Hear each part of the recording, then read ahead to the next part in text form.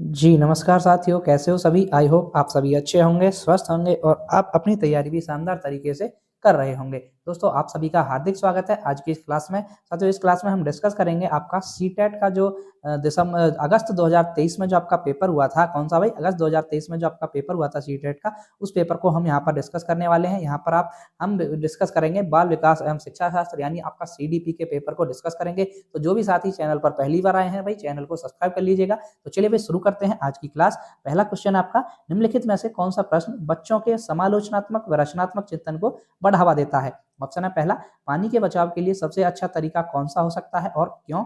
दूसरा, आपके शहर में पानी कहाँ से आता है? तीसरा, आपके देश में कुल कितने राज्य और कितनी राजधानियां हैं? चौथा, आपके देश का नाम व मानचित्र पर इसकी भौगोलिक स्थिति क्या है? तो देखिए भाई, समालोचनात्मक और रचनात्मक चिंतन को बढ़ावा देगा आपका ऑप्शन नंबर पहला। कौन सा भाई? पहला ऑप्शन की पानी के बचाव के लिए सबसे अच्छा तरीका कौन सा हो सकता है और क्यों हो सकता है? तो ये समालोचनात्मक और रचनात्मक चिंतन को बढ़ावा देगा। तो ऑप्शन नंबर एक हमारे यहाँ पर बिल्कुल सही जवाब है। ठीक है भाई, पहले का आपका ऑप्शन नंबर एक सही है। चलिए भाई चलते हैं क्वेश्चन नंबर दो। देखिए क्वेश्चन नंबर दो क्या है भाई? समालोचनात्मक चिंतन में प्रमाण की क्या भूमिका होती है? कोई भाई जो समालोचनात्मक चिंतन होता है उसमें प्रमाण की क्या भूमिका होती है? पहला, प्रमाण का तार्किक और सुनियोजित रूप से मूल्यांकन किया जाना चाहिए। दूसरा, प्रमाण को बिना विश्लेषण के स्वीकार किया जाना चाहिए। तीसरा, समालोचनात्मक चिंतन के लिए प्रमाण अप्रासंगिक होता है। या चौथा, व्यक्तिगत राय के पक्ष में प्रमाण की उपेक्षा की जानी चाहिए। तो साथियों, यहाँ पर जो आपका सही जवाब है ऑप्शन नंबर एक होगा। क्या भाई? कि प्रमाण का एक तार्किक और सुनियोजित रूप से मूल्यांकन किया जाना चाहिए। तो ऑप्शन नंबर एक हमारा यहाँ पर बिल्कुल सही जवाब है। ठीक है भाई, क्वेश्चन नंबर थ्री पर चलते हैं भाई। क्वेश्चन नंबर थ्री क्या है आपका? देखिए, समावेशी शिक्षा में क्या शामिल है? भाई जो समावेशी शिक्षा होती है उसमें क्या शामिल होता है? पहला, आपका सभी शिक्षार्थियों के लिए मानक पाठ्यचर्या। दूसरा, विद्यार्थियों का उनकी योग्यताओं के आधार पर पृथक्करण व वर्गीकरण करना। तीसरा, विशेष आवश्यकता वाले विद्यार्थियों को केवल व्यावसायिक शिक्षा का प्रावधान। चौथा, व्यक्तिगत अंतरों की पहचान के परिणाम स्वरूप पाठ्यचर्या में लचीलापन। तो देखिए, समावेशी शिक्षा में शामिल होता है कि वे व्यक्तिगत अंतरों की पहचान के परिणाम स्वरूप पाठ्यक्रम में क्या होना चाहिए? लचीलापन होना चाहिए। तो ऑप्शन नंबर चार हमारे यहाँ पर बिल्कुल सही जवाब है। ठीक है दोस्तों, चलिए भाई नेक्स्ट बढ़ेंगे क्वेश्चन नंबर फोर। देखिए क्वेश्चन नंबर फोर क्या है भाई आपका? निम्नलिखित कथनों को पढ़िए और सही विकल्प का चयन कीजिए। अभी कथन ए है, बच्चों में संज्ञानात्मक विकास पर भाषा के प्रभाव पर जीन पियाजे और लेव वाइगोत्स्की के दृष्टिकोण में भिन्नता है। कारण आर, खोज अधिगम में शिक्षक अवसर प्रदान करता है और विद्यार्थी स्वयं जानकारी प्राप्त करने के लिए उन्मुख होते हैं। तो अभिकथन ए और कारण आर है यहाँ पर। तो पहला ऑप्शन है ए सही है परंतु आर गलत है। दूसरा, ए और आर दोनों सही है परंतु आर ए की सही व्याख्या नहीं है। तीसरा, ए और आर दोनों गलत हैं। या चौथा, ए और आर दोनों सही हैं तथा आर ए की सही व्याख्या है। तो देखिए यहाँ पर जो आपका सही जवाब होगा वो होगा ऑप्शन नंबर दो। क्या भाई? कि ए और आर दोनों सही है परंतु आर ए की व्याख्या नहीं करता है। यहाँ पर व्याख्या नहीं करता है, लेकिन दोनों स्टेटमेंट बिल्कुल सही है। तो ऑप्शन नंबर दो हमारा यहाँ पर बिल्कुल सही जवाब है। ठीक है भाई, चलिए नेक्स्ट बढ़ेंगे क्वेश्चन नंबर फाइव। देखिए क्वेश्चन नंबर फाइव, निम्नलिखित में से कौन सा समूह उन विशिष्टताओं का सही ढंग से उल्लेख करता है जो प्रतिभाशाली विद्यार्थियों और कक्षा में अन्य विद्यार्थियों के बीच आमतौर पर भिन्न होते हैं? ए, समझ की अग्रवर्ती गहनता। बी, सीखने की तेज गति। सी, समझ के लिए दूसरों पर अधिक निर्भरता। या डी, शारीरिक विकास की तेज गति। अब ए बी सी डी आपके पास चार विकल्प थे। अब इनमें से सही विकल्प का चयन करना है भाई। पहला आपका ए बी और सी, दूसरा बी और सी, तीसरा बी सी और डी, चौथा ए और बी। तो साथियों, यहाँ पर जो आपका पांचवे का होगा ऑप्शन नंबर फोर सही होगा। ए और बी जो आपका ए स्टेटमेंट है और बी जो है ये आपके यहाँ पर बिल्कुल सही सही है भाई। ठीक है, ऑप्शन नंबर फोर यहाँ पर बिल्कुल सही जवाब होगा। ठीक है दोस्तों, चलिए आगे बढ़ेंगे। अगला क्वेश्चन, क्वेश्चन नंबर सिक्स। देखिए भाई सिक्स क्या है? श्रवण बाधिता के संदर्भ में निम्नलिखित में से कौन सा कथन सही है? अब जो श्रवण बाधिता होती है उसके संबंध में यहाँ पर इनमें से कौन सा कथन सही है ये बताना है। पहला, श्रवण बाधिता बच्चे के प्रभावी ढंग से संवाद करने की क्षमता को प्रभावित कर सकती है। दूसरा, सभी श्रवण बाधिता वाले बच्चों को संवाद करने के लिए सांकेतिक भाषा या साइन लैंग्वेज का उपयोग करने की आवश्यकता होती है। तीसरा, बच्चे के पास तेज आवाजें करके बच्चे की सुनने की अक्षमता या श्रवण बाधिता का विश्वसनीय तौर पर परीक्षण किया जा सकता है। या चौथा, श्रवण बाधिता हमेशा कान की किसी शारीरिक समस्या के कारण होती है। तो देखिए भाई यहाँ पर आपका जो सही जवाब है ऑप्शन नंबर एक सही है। क्या भाई? कि श्रवण बाधिता जो होती है वो बच्चे के प्रभावी ढंग से संवाद करने की क्षमता को प्रभावित कर सकती है। वो करेगी भाई, श्रवण बाधित बच्चा है तो ऑप्शन नंबर एक हमारे यहाँ पर बिल्कुल सही जवाब है भाई। चलिए आगे बढ़ेंगे क्वेश्चन नंबर सेवन। देखिए सेवन क्या है भाई?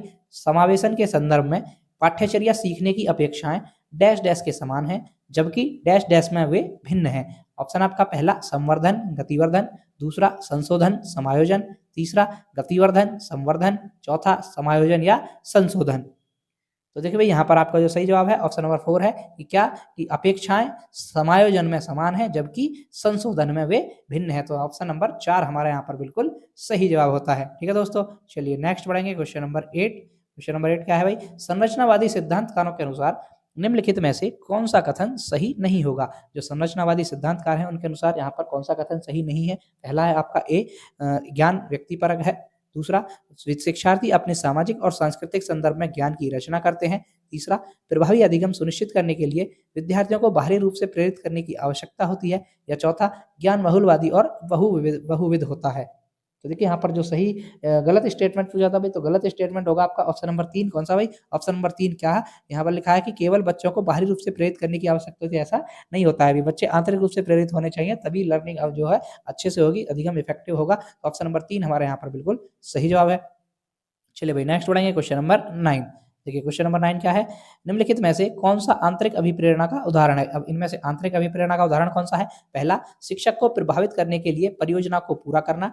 दूसरा, व्यक्तिगत आनंद के लिए एक वाद्य यंत्र बजाना। तीसरा, डांट से बचने के लिए पढ़ाई करना। या चौथा, पुरस्कार राशि के लिए एक प्रतियोगिता में भाग लेना। अब देखिए यहाँ पूछा है कि आपके आंतरिक अभिप्रेरणा है ना, तो आंतरिक अभिप्रेरणा का उदाहरण कौन सा होगा भाई, तो आंतरिक अभिप्रेरणा का उदाहरण है आपका ऑप्शन नंबर 2, क्या कि व्यक्तिगत आनंद के लिए एक वाद्य यंत्र बजाना, क्योंकि उसको दूसरों को कुछ दिखाना नहीं है, कुछ उसको लेना नहीं है, उसको क्या है व्यक्तिगत खुद से आनंद आए, इसलिए वो वाद्य यंत्र को बजा रहा है, तो वो आंतरिक रूप से प्रेरित है। तो आंतरिक प्रेरणा का उदाहरण होगा ऑप्शन नंबर 2 यहाँ पर बिल्कुल सही जवाब है। ठीक है दोस्तों, चलिए भाई नेक्स्ट बढ़ेंगे क्वेश्चन नंबर 10। देखिए क्वेश्चन नंबर 10 क्या है, निम्नलिखित कथनों को पढ़िए और सही विकल्प का चयन कीजिए। अभिकथन ए, शिक्षकों को विद्यार्थियों में विशेष जातीय समूहों के बारे में रूढ़िवादिता को तोड़ने के लिए कड़ी मेहनत करनी चाहिए। कारण आर, शिक्षा का एक प्रमुख उद्देश्य विद्यार्थियों को समालोचनात्मक आत्मचिंतन के लिए प्रोत्साहित करना है। अब देखिए अभिकथन ए और कारण आर आपने पढ़ लिया, अब सही उत्तर का चयन करना है। पहला है ए सही है परंतु आर गलत है। दूसरा, ए और आर दोनों सही हैं परंतु आर ए की व्याख्या नहीं है। तीसरा, ए और आर दोनों गलत हैं। चौथा, ए और आर दोनों सही हैं तथा आर ए की सही व्याख्या है। तो साथियों यहाँ पर जो आपका सही जवाब होगा ऑप्शन नंबर 4 होगा। कौन सा भाई, 10 का ऑप्शन नंबर 4 होगा सही, कि ए और आर दोनों सही हैं और आर ए की सही व्याख्या भी है। तो ऑप्शन नंबर 4 हमारे यहाँ पर बिल्कुल सही जवाब है। ठीक है दोस्तों, चलिए भाई नेक्स्ट बढ़ेंगे क्वेश्चन नंबर 11। देखिए क्वेश्चन नंबर 11 क्या है भाई आपका, महारत या निपुणता लक्ष्य को और प्रदर्शन लक्ष्य में क्या अंतर है। कि भाई जो महारत या निपुणता लक्ष्य होता है और प्रदर्शन लक्ष्य होता है उसमें क्या अंतर होता है।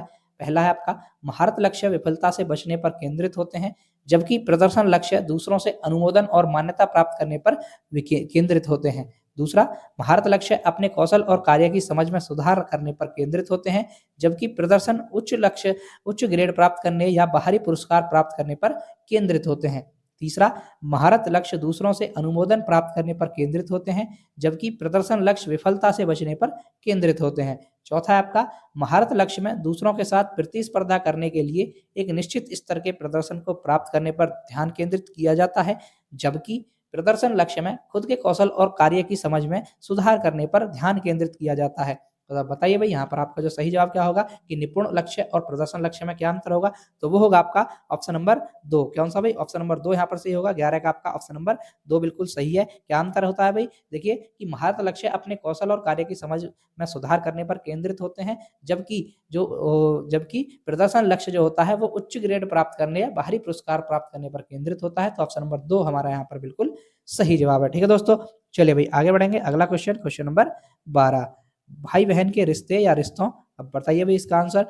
पहला है आपका, माता पिता और साथियों के साथ संबंधों से भिन्न होते हैं और बाल्यावस्था में सामाजिकरण में महत्वपूर्ण भूमिका निभाते हैं। दूसरा, माता पिता और साथियों के साथ संबंधों के समान हैं और बाल्यावस्था में सामाजिकरण में महत्वपूर्ण भूमिका निभाते हैं। तीसरा, केवल प्रारंभिक बाल्यावस्था में ही महत्वपूर्ण भूमिका निभाते हैं। चौथा, कि सामाजिकरण में अधिक भूमिका नहीं है। तो देखिए भाई बहन के रिश्ते जो होते हैं उनके क्या होता है भाई, यहाँ पर आपका सही जवाब होगा पहला ही, क्या कि माता पिता और साथियों के साथ संबंधों से भिन्न होते हैं और बाल्यावस्था में सामाजिकरण में ये महत्वपूर्ण भूमिका निभाते हैं। तो ऑप्शन नंबर 1 हमारा यहाँ पर बिल्कुल सही जवाब है। ठीक है दोस्तों, चलिए भाई आगे बढ़ेंगे क्वेश्चन नंबर 13।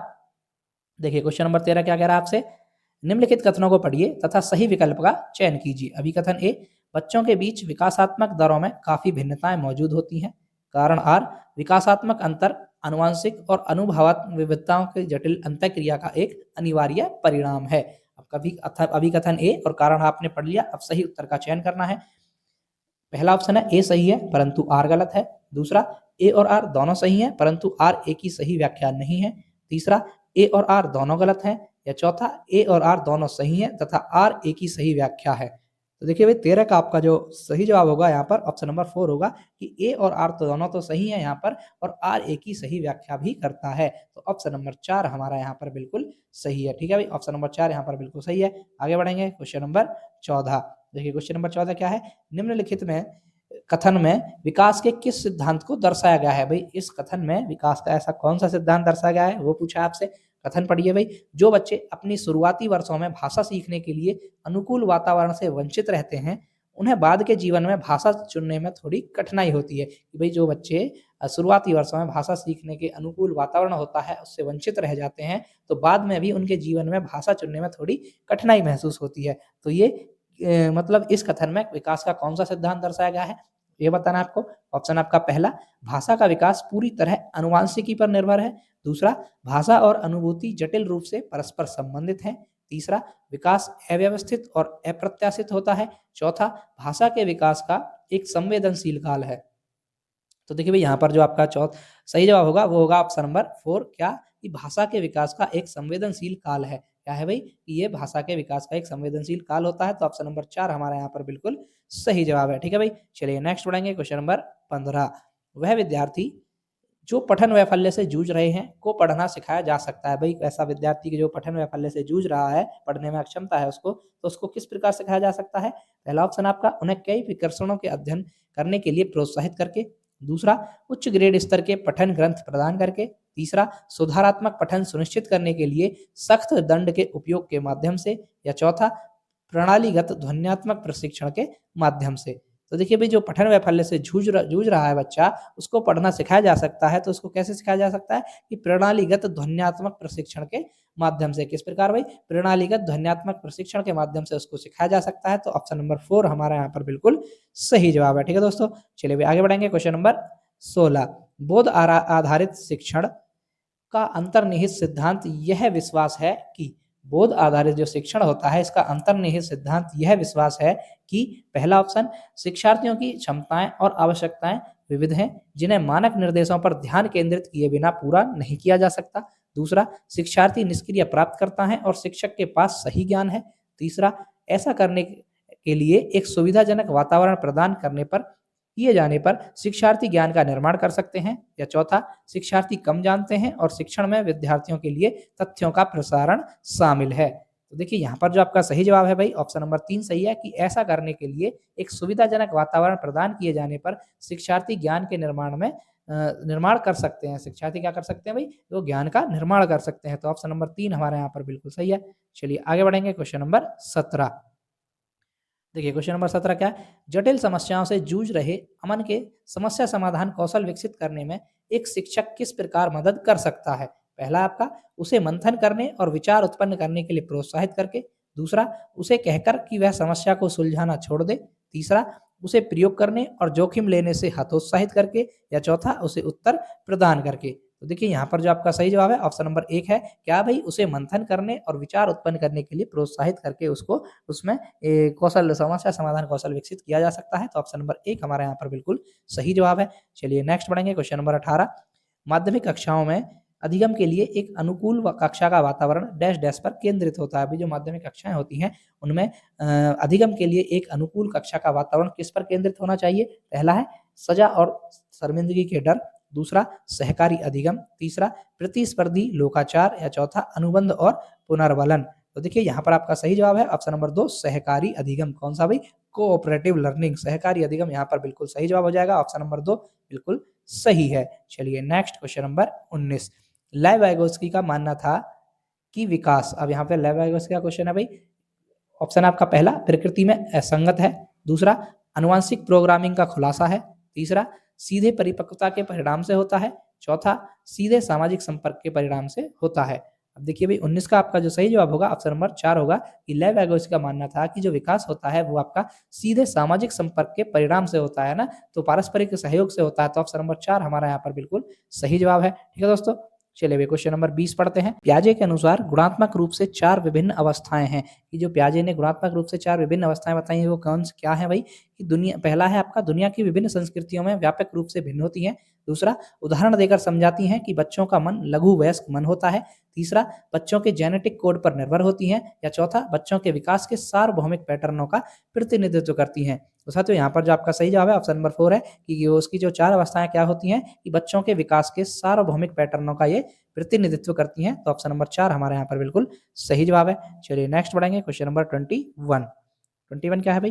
निम्नलिखित में से कौन सी पियाजे के संज्ञानात्मक विकास के सिद्धांत की सीमा है? अब यहाँ पर जो पियाजे के संज्ञानात्मक विकास के सिद्धांत की सीमा कौन सी है भाई, ये बताना है। पहला ऑप्शन, वह संज्ञानात्मक विकास में भाषा की भूमिका पर अत्यधिक बल देती है।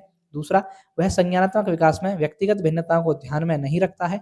तीसरा, वह संज्ञानात्मक विकास में जैविक कारकों की भूमिका को ध्यान में नहीं रखता है। चौथा, वह संज्ञानात्मक विकास पर संस्कृति और सामाजिक कारकों के प्रभाव को ध्यान में नहीं रखता है। तो देखिए भाई यहाँ पर जो आपका सही जवाब होगा वो होगा ऑप्शन नंबर 4, क्या कि जो वह संज्ञानात्मक विकास पर संस्कृति और सामाजिक कारकों के प्रभाव को ध्यान में नहीं रखता है। तो पियाजे का संज्ञानात्मक विकास का सिद्धांत था, उसने संस्कृति और सामाजिक कारकों को प्रभाव में नहीं रखा था भाई। संस्कृति और सामाजिक का रखा था आपका लेव एगोस्की ने। ठीक है, तो ऑप्शन नंबर 4 हमारे यहाँ पर बिल्कुल सही है। चलिए नेक्स्ट बढ़ेंगे क्वेश्चन नंबर 22। निम्नलिखित कथनों को पढ़िए और सही विकल्प का चयन कीजिए। अभी कथन है, प्रत्येक वर्ष लता जो कि कक्षा 7 की शिक्षिका है, उनके क्षेत्र के करियर पर चर्चा करने के लिए एक महिला गणित प्रोफेसर और एक पुरुष नर्स को अपनी कक्षा में आमंत्रित करती है। कि भाई प्रत्येक वर्ष लता शिक्षिका जो है वो कक्षा 7 की शिक्षिका है, तो वो क्या करती है, उनके क्षेत्र में करियर पर चर्चा करने के लिए एक महिला होती है गणित की प्रोफेसर और एक पुरुष नर्स, जो नर्स होता है एक पुरुष है, वो अपनी कक्षा में उनको आमंत्रित करती है। कारण आर, लैंगिक या जेंडर अंतर जन्मजात है और समाज के माध्यम से अधिग्रहित नहीं है। अब सही विकल्प का चयन करना है। पहला है आपका ए सही है परंतु आर गलत है। दूसरा, ए और आर दोनों सही हैं परंतु आर ए की सही व्याख्या नहीं है। तीसरा, ए और आर दोनों गलत हैं। या चौथा, ए और आर दोनों सही हैं तथा आर ए की सही व्याख्या है।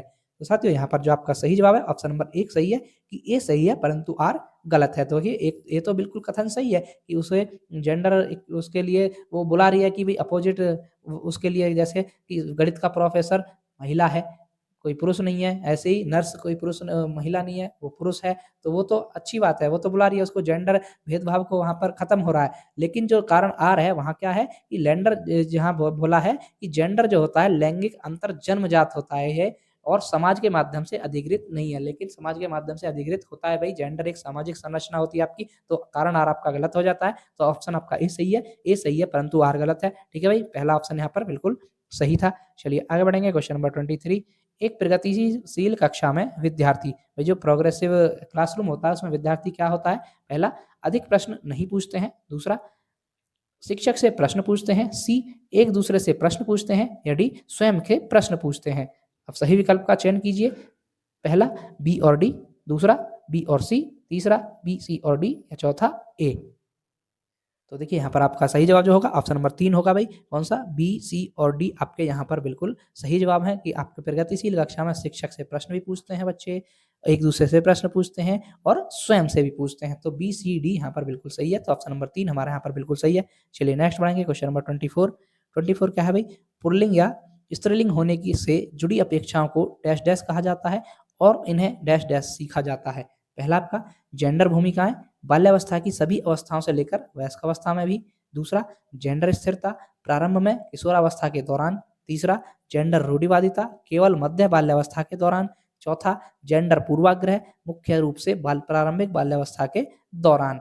तो देखिए भाई यहाँ पर आपका जो सही जवाब है वो होगा आपका ऑप्शन नंबर 1, क्या कि जेंडर भूमिकाएं कहा जाता है और इन्हें बाल्यावस्था की सभी अवस्थाओं से लेकर वयस्क अवस्था में भी सीखा जा सकता है। तो ऑप्शन नंबर 1 यहाँ पर बिल्कुल सही है। चलिए नेक्स्ट बढ़ेंगे क्वेश्चन नंबर 25 पढ़िए भाई। बुद्धि के संदर्भ में निम्नलिखित में से कौन सा दृष्टिकोण शिक्षार्थियों के बीच विविधता के सम्मानपूर्ण विचार का समर्थन करता है? पहला, बुद्धि वातावरणीय कारकों से प्रभावित नहीं होती है। दूसरा, बुद्धि आनुवंशिक कारकों से प्रभावित नहीं होती है। तीसरा, बुद्धि को मापने के लिए बुद्धि लब्धि परीक्षण ही एकमात्र साधन है। या चौथा, बुद्धि बहुआयामी है और समय के साथ बदल सकती है। तो यहाँ पर सही जवाब है ऑप्शन नंबर 4 कि अभी की बुद्धि जो है आपकी बहुआयामी होती है और समय के साथ बदल भी सकती है। तो ऑप्शन नंबर 4 यहाँ पर बिल्कुल सही है। चलिए नेक्स्ट बढ़ेंगे, क्वेश्चन नंबर 26। निम्नलिखित में से किसने सामान्य बुद्धि की अवधारणा की आलोचना की और बुद्धि का एक वैकल्पिक सिद्धांत प्रस्तावित किया? पहला, जीन पियाजे, दूसरा, हावर्ड गार्डनर, तीसरा, लेव वाइगोत्स्की, या चौथा, चार्ल्स स्पीयरमैन। तो ये है आपका हावर्ड गार्डनर। कौन भाई? Howard Gardner. आपका ऑप्शन नंबर 2 सही होगा कि हावर्ड गार्डनर ने जो सामान्य बुद्धिमत्ता थी, सामान्य अवधारणा थी बुद्धि की, उसको आलोचना की थी और उसने बुद्धि का वैकल्पिक मतलब हावर्ड गार्डनर ने क्या दिया था? आपका बहुबुद्धि का सिद्धांत दिया था। ऑप्शन नंबर 2 आपका यहाँ पर बिल्कुल सही है। चलिए नेक्स्ट बढ़ेंगे, क्वेश्चन नंबर 27। लॉरेंस कोहलबर्ग के सिद्धांत की आलोचना कैरल गिलिगन द्वारा, भाई लॉरेंस कोहलबर्ग का जो सिद्धांत था नैतिक विकास का, उसकी आलोचना कैरल गिलिगन ने दी थी। तो उसके द्वारा किस प्रकार की गई है? पहला, नैतिक तर्क में लैंगिक भिन्नताओं की उपेक्षा करने के लिए की गई है। दूसरा, विश्लेषण के मात्रात्मक तरीकों को लागू नहीं करने के लिए की गई है। तीसरा, नैतिक विकास का एक चरण सिद्धांत प्रस्तुत करने के लिए की गई है। या चौथा, वास्तविक जीवन की स्थितियों के माध्यम से तथ्यों को एकत्रित करने के लिए की गई है। देखिए यहाँ पर आपका जो सही जवाब है ऑप्शन नंबर 1 है भाई, क्या कि नैतिक तर्क में लैंगिक भिन्नताओं की उपेक्षा करने के लिए की गई है। तो ऑप्शन नंबर 1 हमारा यहाँ पर बिल्कुल सही जवाब है। ठीक है भाई, 27 का आपका ऑप्शन नंबर 1 सही है। चलिए आगे बढ़ेंगे। अगला क्वेश्चन भाई, क्वेश्चन नंबर 28 पढ़िए भाई। एक शिक्षिका अपने शिक्षार्थियों को अधिसंज्ञानात्मक कौशल विकसित करने में मदद करना चाहती है। निम्नलिखित में से कौन सी रणनीति सबसे प्रभावी होगी? पहला, विद्यार्थियों को अभिप्रेरित करने के लिए लगातार ग्रेड और प्रतिपुष्टि प्रदान करना। दूसरा, विद्यार्थियों को प्रोत्साहित करना कि वे स्वयं अपने अधिगम पर चिंतन करें और अपनी प्रगति का मूल्यांकन करें। तीसरा, विद्यार्थियों को याद करने के लिए पाठ सौंपना और उन्हें पाठ्य पुस्तक से जानकारी दोहराने के लिए प्रोत्साहित करना। चौथा, विद्यार्थियों को सभी सीखने के कार्यों के लिए विस्तृत और निर्देशात्मक निर्देश प्रदान करना। तो देखिए यहाँ पर आपका सही जवाब जो है ऑप्शन नंबर 2 है, क्या भाई कि विद्यार्थियों को प्रोत्साहित करना कि वे स्वयं अपने अधिगम पर चिंतन करें और अपनी प्रगति का मूल्यांकन खुद करें। तो ऑप्शन नंबर 2 हमारा यहाँ पर बिल्कुल सही जवाब है। चलिए नेक्स्ट बढ़ेंगे, क्वेश्चन नंबर 29। निम्नलिखित कथनों को पढ़िए तथा सही विकल्प का चयन कीजिए। अभिकथन ए, शिक्षकों को संकल्पना को मजबूत करने के लिए विद्यार्थियों को अपने स्वयं के संकल्पना के उदाहरणों और गैर उदाहरणों की पहचान करने के लिए कहना चाहिए। कारण आर, उदाहरणों के बारे में सोचने से संकल्पना को मजबूत किया जाता है, जबकि गैर उदाहरण विद्यार्थियों को भ्रमित करते हैं।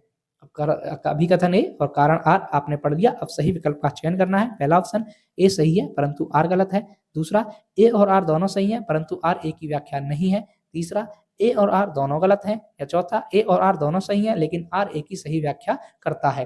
तो देखिए यहाँ पर जो आपका 29 का होगा ऑप्शन नंबर 1 सही है कि ए सही है लेकिन आर गलत है। ए स्टेटमेंट बिल्कुल सही है आपका, आर स्टेटमेंट यहाँ पर गलत दिया हुआ है। तो ऑप्शन नंबर 1 हमारा यहाँ पर बिल्कुल सही है। चलिए नेक्स्ट बढ़ेंगे, क्वेश्चन नंबर 30। देखिए भाई क्वेश्चन नंबर 30 आपका लास्ट क्वेश्चन है सीडीपी का।